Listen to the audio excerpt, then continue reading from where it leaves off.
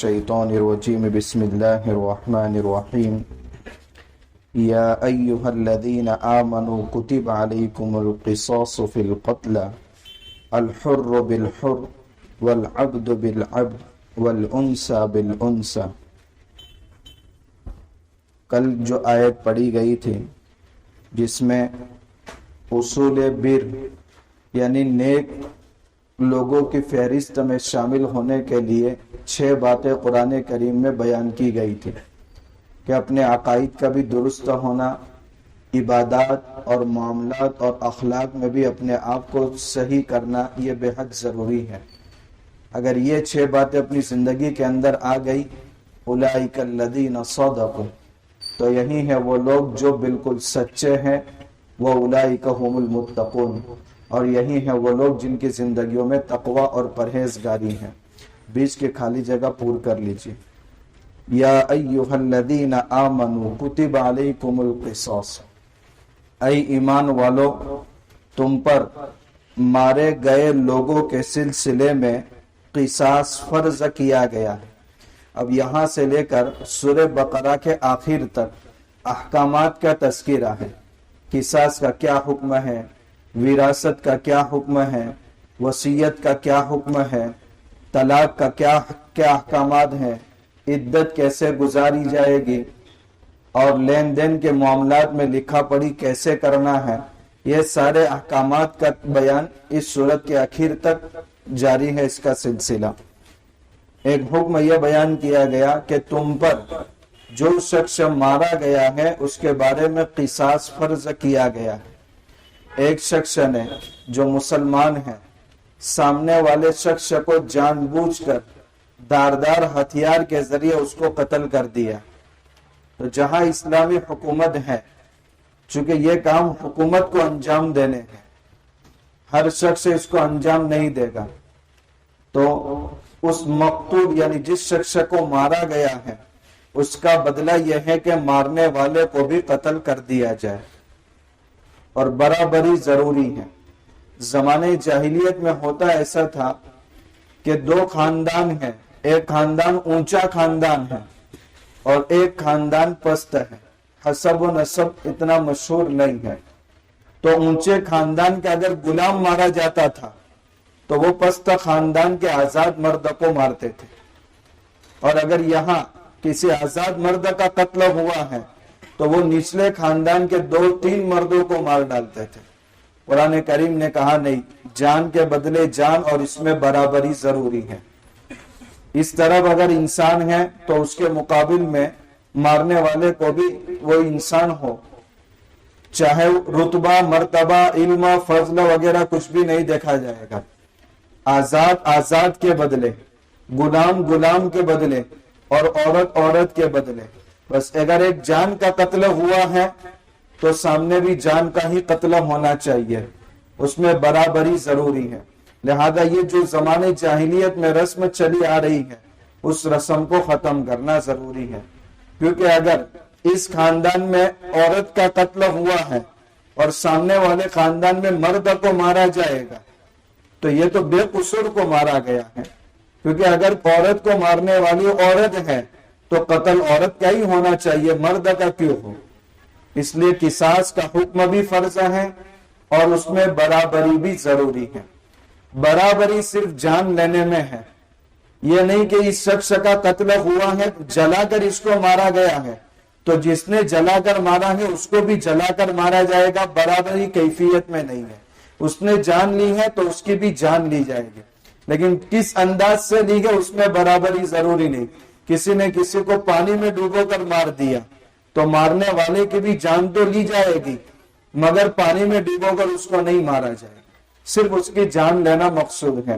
تو اس آیت کے اندر 2 باتیں ہیں، ایک تو قصاص فرض ہے، دوسرا یہ کہ قصاص میں برابری بھی ضروری ہے۔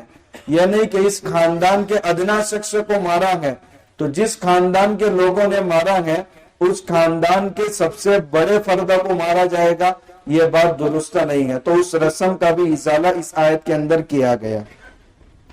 شریعت نے جرائم پر کچھ سزائیں متعین فرمائی ہیں، یہ بہت اہم موضوع ہے، اس کو بڑی توجہ سے سننے کی ضرورت ہے۔ سزائے شریعت کے اندر 3 قسم کی ہیں. کچھ سزاؤں کو کہا جاتا ہے حدود، کچھ سزاؤں کو کہا جاتا ہے قصاص، اور کچھ سزاؤں کو کہا جاتا ہے تعزیر.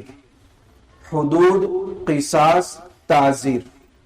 حدود کا مطلب یہ ہے کہ کسی جرم پر سزا خود اللہ تبارک و تعالیٰ نے کلام پاک میں یا اللہ کے نبی صلی اللہ علیہ وسلم نے احادیث شریفہ میں بیان فرمائی ہے، اور وہ اللہ کے حقوق میں سے ہے. جب اسلامی عدالت کے اندر وہ جرم ثابت ہو گیا تو چاہے سامنے والا معاف کرے مگر وہ سزا مل کر کے رہے گی. اس کو کہا جاتا ہے حدود. ایسی 6 سزائیں ہیں. ایک ہے حد زنا. اگر اسلامی حکومت میں کسی نے اس برے فعل کا ارتکاب کیا ہے تو دیکھا جائے گا کہ وہ شادی شدہ ہے یا نہیں. اگر شادی شدہ ہے تو اس کو پتھروں کے ذریعے سنسار، جس کو رجم کرنا کہتے ہیں قرآن کی اصطلاح میں، اس کو سنسار کیا جائے گا. اور اگر وہ شادی شدہ نہیں ہے تو 100 کوڑے مارے جائیں گے.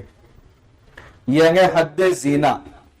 دوسرے نمبر پر ہے حد سرقہ، یعنی چوری کی سزا. اگر کسی نے چوری کی ہے والسارق والسارقة فاقطعوا أيديهما، تو اس کے ہاتھ کو گٹوں کے حصے تک کاٹا جائے گا. یہ کہ حد سرقہ. چوری کرنے کے بعد جب چوری کا جرم ثابت ہو گیا عدالت میں، اب کتنی ہی معافی مانگے لیکن یہ سزا ٹلنے والی نہیں ہے. یہ اس کو کہا جاتا ہے حدود. یہ 2 سزائیں ہوئی. تیسری سزا ہے حد قذف. کسی پاک دامن مرد یا عورت پر زنا کی تہمت لگا دی، حالانکہ وہ اس فعل میں ملوث نہیں ہے، اور عدالت میں ثابت ہو گیا کہ اس نے بہتان اور جھوٹ بات کہی ہے، تو اس کی سزا ہے کہ 80 کوڑے اس کو مارے جائے. اور یہ سزا بھی معاف ہونے والی نہیں ہے. 3 سزائیں ہوئی. چوتھی سزا ہے حد حرابہ. کوئی ڈکیتی انجام دے رہا ہے، مال لوٹ رہا ہے، تو اس کی سزاؤں میں 4 باتیں سورہ مائدہ کے اندر اللہ تعالیٰ نے بیان فرمائی ہیں. ڈکیتی اگر خطرناک ہے تو قتل کرو، یا سولی پر لٹکاؤ، یا خلاف سمت سے اس کا ہاتھ پیر کاٹو. دانا ہاتھ بایاں پیر، بایاں ہاتھ داہنا پیر، اس انداز سے کاٹو، یا کہ اس کو جلا وطن کرو. یہ حکومت دیکھے گی کہ اس کی ڈکیتی کی واردات کیسی ہیں، اس حساب سے اس کو وہ جرم کی سزا دینی ہے. ایک ہے حد شرب خمر. اگر اس نے شراب پی ہے اور واقعیتاً شراب پینا ثابت ہو گیا ہے یہ جرم عدالت کے اندر، تو اس کو 80 کوڑے مارے جائیں گے. یہ 5 سزائیں ہوئی. 6ٹھی سزا ہے ارتداد. اگر کوئی مسلمان ہے اور اسلامی ملک کے اندر رہتا ہے اور دائرہ ایمان سے نعوذ باللہ نکل گیا اور اس کو سمجھانے کے بعد بھی وہ واپس نہیں آ رہا ہے، تو ایسے مرتد کی سزا ہے قتل. تو یہ 6 جرائم ایسے ہیں جن کی سزائیں قرآن اور حدیث کے اندر بیان فرما دی گئی ہیں. یہ سزائیں ٹلتی نہیں ہیں. ان کو کہا جاتا ہے حدود. ایک ہے قصاص. قصاص کہتے ہیں بندوں کے حق کے اندر تلف کرنا، بندوں کے حق کو مارنا. اس کے اندر اگر سامنے والا معاف کرتا ہے تو وہ معاف ہو جاتی ہے. اس کو کہتے ہیں حقوق الناس میں سے ہے. کسی آدمی نے کسی سامنے والے شخص کو قتل کر دیا، اب اسلام نے کہا کہ اس کا بدلہ تو یہ ہے کہ اس قاتل کو مار دیا جائے، لیکن جس کو قتل کیا ہے اس کے جو وارثین ہیں اس سے اس نے التجا کی کہ میرے ہاتھ سے غلط کام ہو گیا، آپ مجھے معافی دے دو. سامنے والوں نے کہا کہ ہم قصاصاً تم کو قتل نہیں کرتے، تو یہ سزا معاف ہو گئی. البتہ دیت ادا کرنی پڑے گی. دیت کیا ہے؟ 100 اونٹ دیوے، یا 10,000 درہم دیوے، یا 1,000 دینار دیوے. اب اس حساب سے اس زمانے میں جو قیمت بنتی ہے وہ قیمت دیوے. دیت کا یہ حکم ہے. یہ دوسرے نمبر پر ہے قصاص. اور تیسرے نمبر پر ہے کہ جس کا حکم قرآن اور حدیث میں بیان نہیں کیا گیا، وہ وقت کے حاکم پر چھوڑ دیا گیا ہے. چند جرائم ایسے ہوتے ہیں کہ اس پر کیا سزا دی جائے خود حکومت طے کرے. اس کو کہا جاتا ہے تعزیرات. تعزیرات ہند. آپ بہت سی مرتبہ یہ لفظ سنتے ہیں. تو تو ایسا ہی اسلام حکومت بھی بہت سارے جرائم پر کیا سزا دینی ہے قرآن اور حدیث میں اس کا بیان نہیں ہے. یہ وقت کے حاکم کی ثوابدید پر موقوف ہے. جو حاکم اس جرم پر سزا مناسب سمجھے گا وہ سزا دے گا. آج دفعات جو لگی ہوئی ہوتی ہیں ان کو تعزیرات گن کہا جاتا ہے. تو اسی طریقے سے یہ تعزیرات ہوتی ہیں. تو جرائم پر سزائیں 3 قسم کی ہیں: حدود، قصاص اور تعزیر.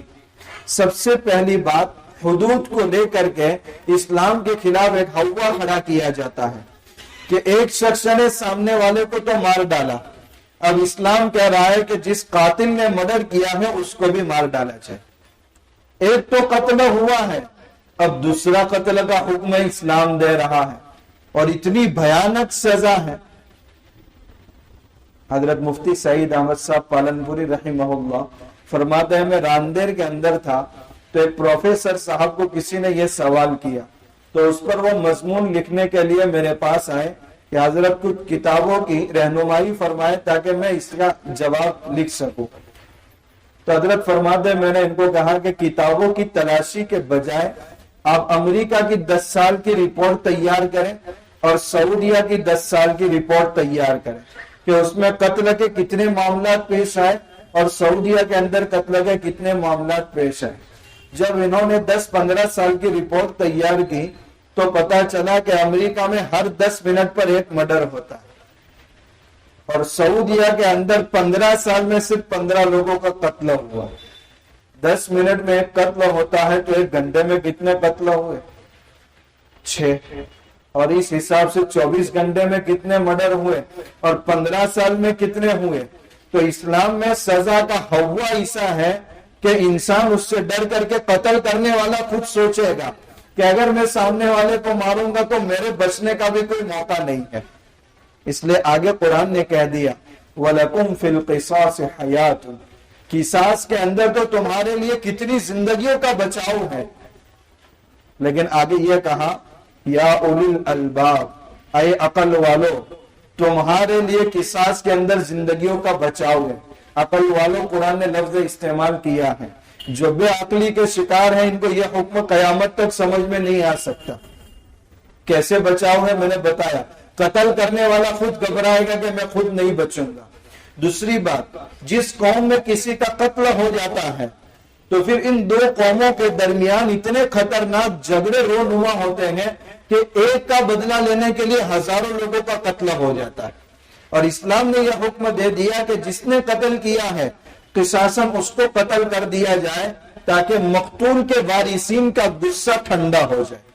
تو قتل ایک کا ہوا لیکن کتنے ہزار لوگوں کی زندگیاں بچ گئی. وَلَكُمْ فِي الْقِصَاصِ حَيَاتٌ، زندگی ہے، کئی لوگوں کی زندگیاں محفوظ رہتی ہیں قصاص کے حکم میں. یا اولی الالباب، اے عقل والو. تو بظاہر تو ایسا معلوم ہوتا ہے کہ اسلام کا یہ حکم کتنا سخت ہے، لیکن جب اس کے انجام پر غور کیا جاتا ہے تو پتا چلتا ہے کہ اس میں تو کتنے لوگوں کی زندگیاں محفوظ رہتی ہیں. اس کو ایک شاعر نے مثال سے سمجھایا ہے، مگس کو باغ میں جانے نہ دینا ورنہ ناحق خون پروانوں کا ہوگا. مگس فارسی لفظ ہے، مکھی کو کہا جاتا ہے. مکھی کو باغ میں جانے نہ دینا ورنہ ناحق خون پروانوں کا ہوگا. اب یہ تو بظاہر سمجھ میں نہیں آتا کہ مکھی باغ کے اندر چلی گئی تو پروانوں کا ناحق خون کیسے ہوگا. تو جو عقل والے اپنی عقل لڑاتے ہیں ان کو آسانی سے بات سمجھ میں آ جاتی ہے کہ مکھی اگر باغ کے اندر جائے گی تو پھول پر بیٹھے گی، وہاں سے رس چوسے گی، رس چوسنے کے بعد چھتا بنائے گی، چھتا بنانے کے بعد پھر اس کے اندر رس بھرے گی اور شہد تیار ہوگا.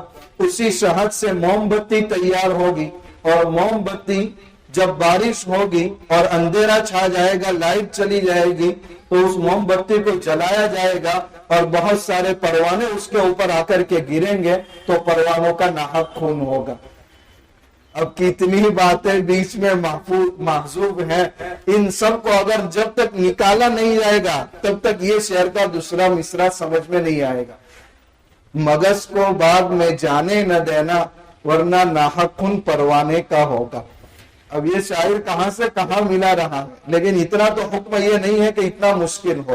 اس لیے قصاص کے اندر بظاہر ایک جان لینے کے بعد دوسری جان لی جا رہی ہے، مگر انجام کے اعتبار سے کئی لوگوں کے لیے جانیں بچائی جا رہی ہیں. جب ایک قاتل کو سب کے سامنے مارا جائے گا تو دوسرے لوگ قاتل بننا پسند نہیں کریں گے، اور دو قوموں کے درمیان ایک قتل کے نتیجے میں ہزاروں لوگوں کا قتل ہو سکتا ہے، وہ قتل بھی محفوظ رہے گا.